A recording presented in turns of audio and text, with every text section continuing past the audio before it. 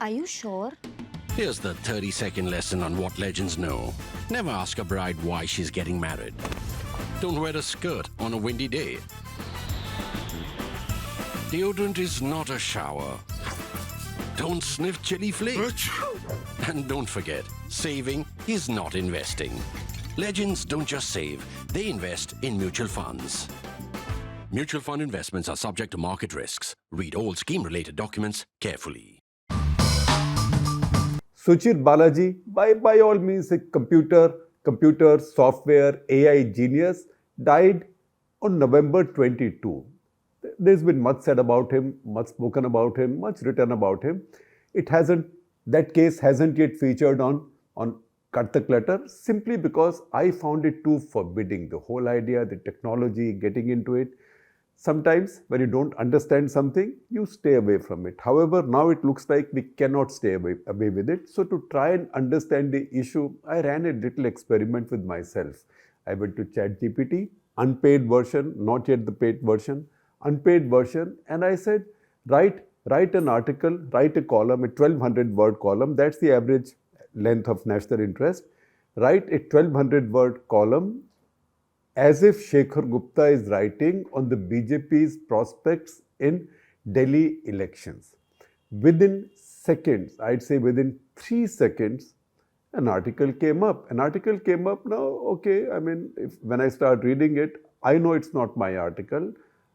However, many people could be tricked into believing that it is because the article has a lot that is generally popular wisdom, and that's also factually correct. So somebody might say, "Oh, Shekhar Gupta got lazy.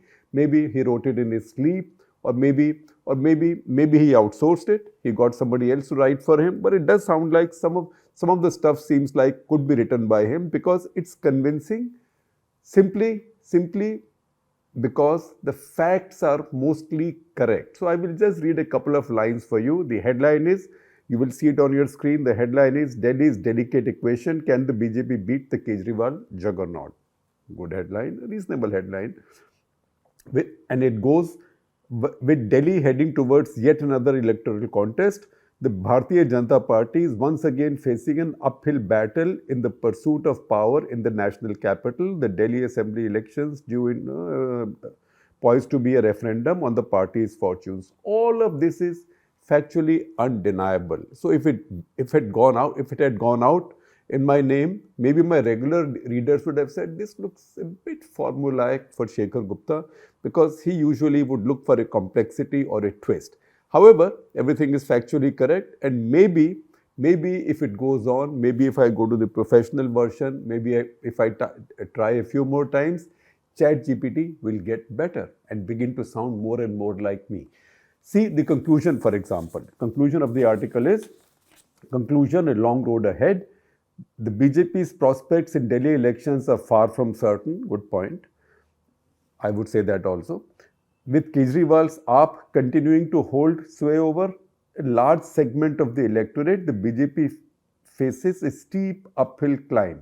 While Delhi's traditional political dichotomy between BJP and Congress has been replaced by a three-party contest with AAP at the helm, the battle for the capital will ultimately hinge on the BJP's ability to adapt to the local political realities and deliver results that matter to Delhi voters. Now, I know many of my regular readers would say that Shekhar Gupta will not use so many cliches. He will not use uphill battle in the intro and uphill battle in conclusion as well. But those are regular readers. Many others could be fooled. And if this technology goes on and on and on, the chances are that in the course of time, it could imitate me, or in that case, any writer, at least to the extent of 80-90%.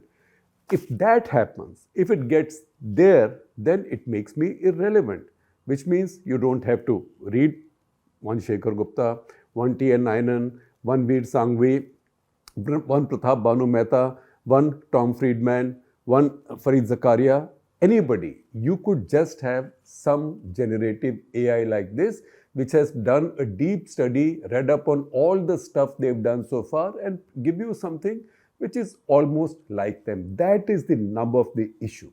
That is what Suchir Balaji was complaining about. Suchir Balaji was saying he worked with ChatGPT or with OpenAI for about 4 years, and in the process he got disillusioned. Initially he thought he was using technology, he was doing innovative things, and then he started to figure out that what he was designing was a chatbot. Now, what's a chatbot? That's again one of the reasons I was diffident touching this subject, because how do I define chatbot for you? So chatbot, again, from reading up, chatbot is a software application or a web interface designed to have textual or spoken conversations using generative AI systems capable of maintaining a conversation with the user in a natural language and simulating the way a human would behave as a conversation partner. So I asked ChatGPT, give me a 1200 word column as if Shekhar Gupta is writing on the BJP's prospects in Delhi. And this fellow says, here you are, here it is. Tell me if you like it or not, or I will try harder as it go ahead. So it's talking to me as a human being, basically learning from what I've been doing, I've been saying, I've been writing. And that is what Suchir Balaji complained about. He said this is unethical. What is happening is that ChatGPT now, particularly with its GPT-4 module, the latest one, it's now vacuum cleaning so much data and so much content from these content producers that in the course of time, it will be able to mimic all of them and make them all irrelevant. So as I said, all Shekhar Guptas, T.N. Nayanans, Veer Sanghvis, Tom Friedmans, Farid Zakarias, everybody will get irrelevant because this technology will be able to mimic all of them. I'm oversimplifying this because this would mean many platforms will also become irrelevant. That's why people who started suing ChatGPT were regular legacy publishing platforms. New York Times, for example, but this is new technology. People who start these things think they are masters of the universe. We saw probably Mark Zuckerberg, who behaved like master of the universe. Now that Trump is coming in, he's changing tack very quickly. Otherwise, he was out changing the world, also determining who will win elections in which country, particularly the poorer countries, who will lose elections in which country, because he had that power between Facebook, WhatsApp, and Instagram. This, therefore, is the master of the universe syndrome, and that's where Sam Altman was also headed until this 125-year-old, he was 25 then, he turned 26, apparently died just the day after his birthday. His body was discovered 4 days later. So his death, November 22, remember I'm being very careful, I'm saying death. I'm not giving you any cause for the death because although officially the police department has declared it as a death by suicide, but the parents don't accept it, and now there is increasing clamor in public opinion, particularly among the establishment seen as close to Donald Trump or the new Trump administration, that this was no suicide. He had his birthday, he received a gift from his father quite happily. He had just finished a holiday with his friends.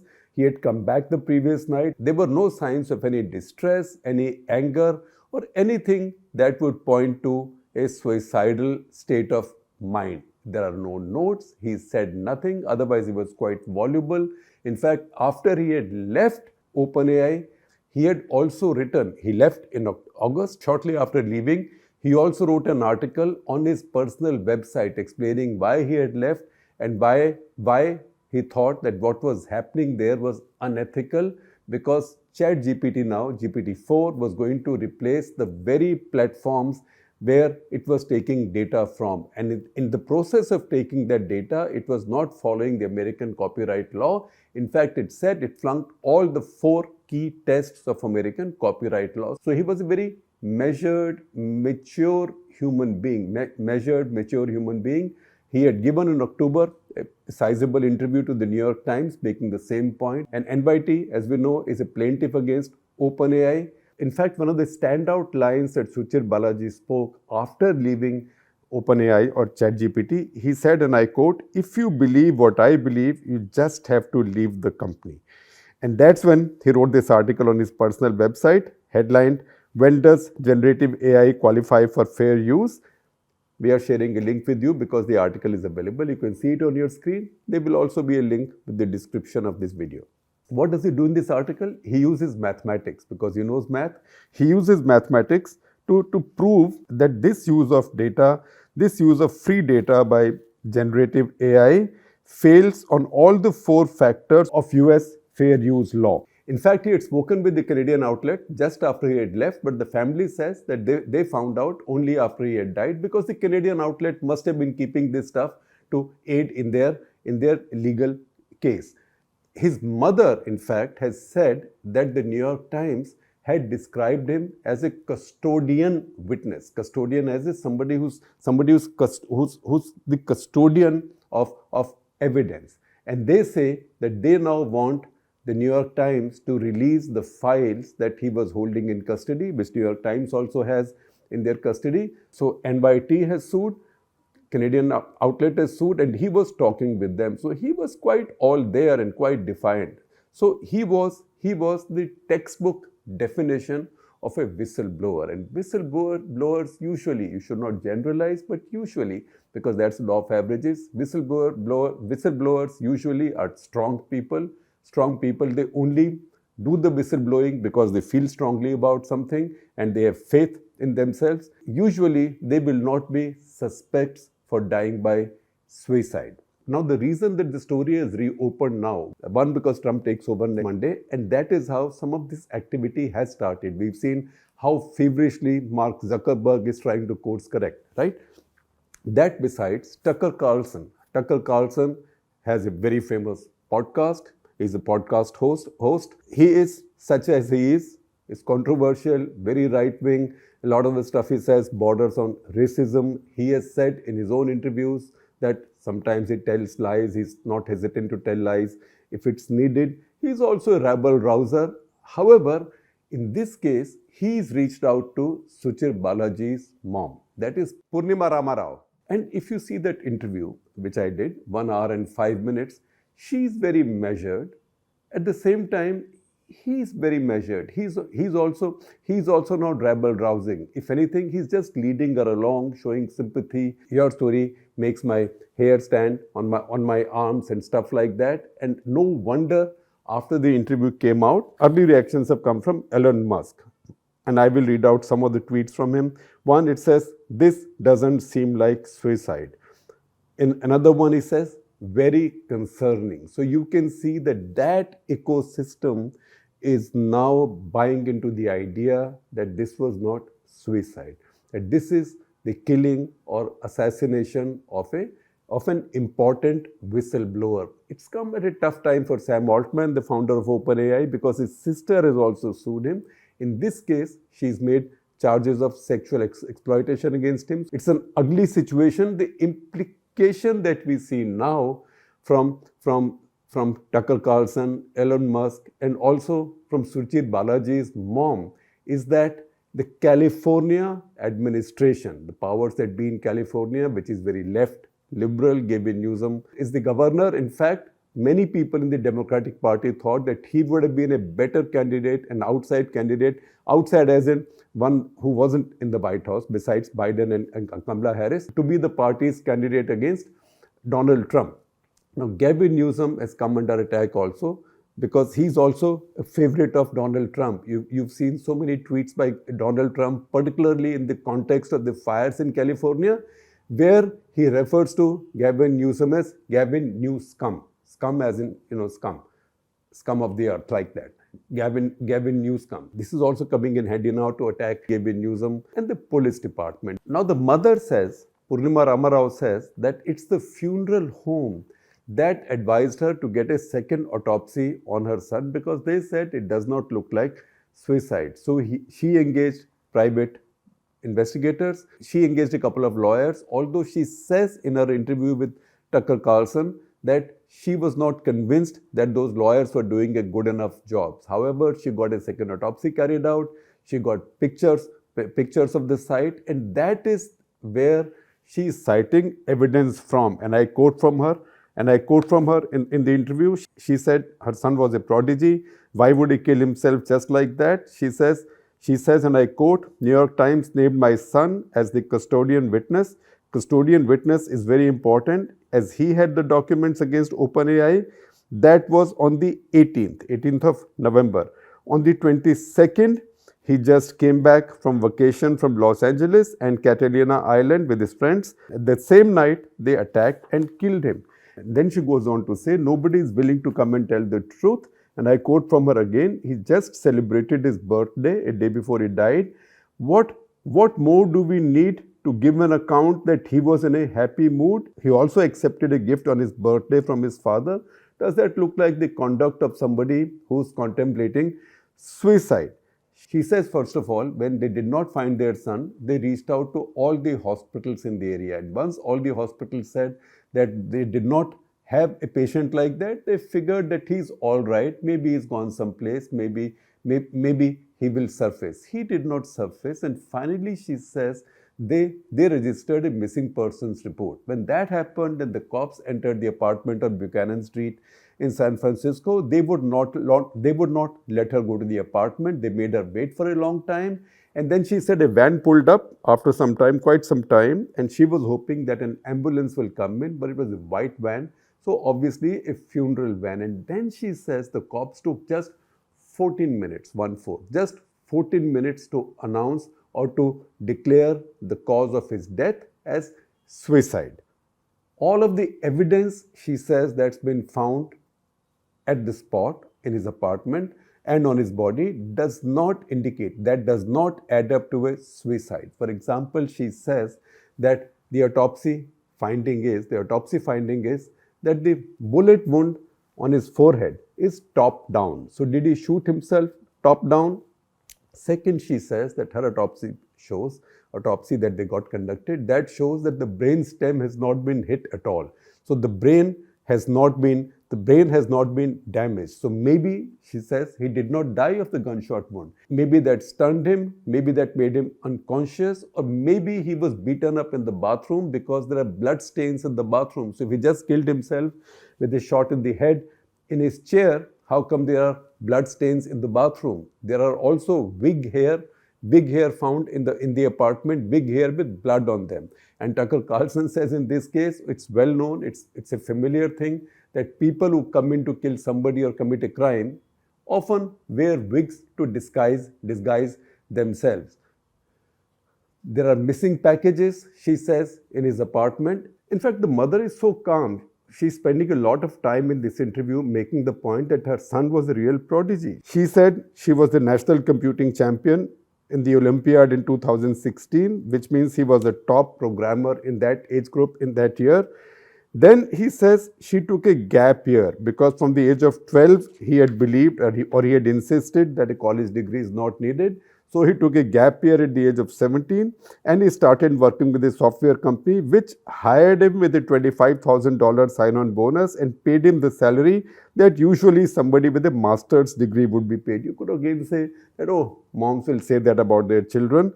But then he led the UCB team to China for a programming world contest and did brilliantly in 2018. That is when he was just 20. He's 1998 born. When he was just 20, he won $100,000 for a paper he wrote in a TSA competition. TSA, a Transportation Security Administration. Those are the people who check your baggage and who give you a pat down at US airports. TSA ran a competition for devising a method for passenger screening, algorithms. And she said that is the system TSA is using even now. So that shows that my son was a prodigy. He won $100,000 for that when he was just 20. And her point in saying all of this is that this leads to the idea that he was such a bright guy that he would also begin to reflect on what he was doing at ChatGPT, particularly with GPT-4, and ethical issues would bother him. And that's the reason he had left. That's the reason he spoke about it. That's the reason he spoke with the New York Times and this Canadian paper. These were people suing OpenAI for billions of dollars. And that's the reason he probably became a whistleblower, too dangerous to be allowed to live, too dangerous for the people who might have been affected by his revelations. the Suchir Balaji story is intriguing. At the same time, it's very interesting. Interesting in the sense that he was doing all this stuff. He began collecting this data. He was a master at it. In 2022, when he started doing it for GPT-4, he had presumed that this was a non-profit operation, that this was not being done for profit. It is when OpenAI declared that they were going to be for profit that he began to ask questions, and that's when his conscience also began to ask him questions. That's what began to prick his conscience, it looks like, and he then started to ask questions, leading to his becoming a full-fledged whistleblower. So now it's becoming, particularly because Tucker Carlson, remember, Tucker Carlson picks up a case like this, Elon Musk endorses it. The target there also is the administration in California and San Francisco, which is all Democratic. Democratic also from the hard left side of the Democrats.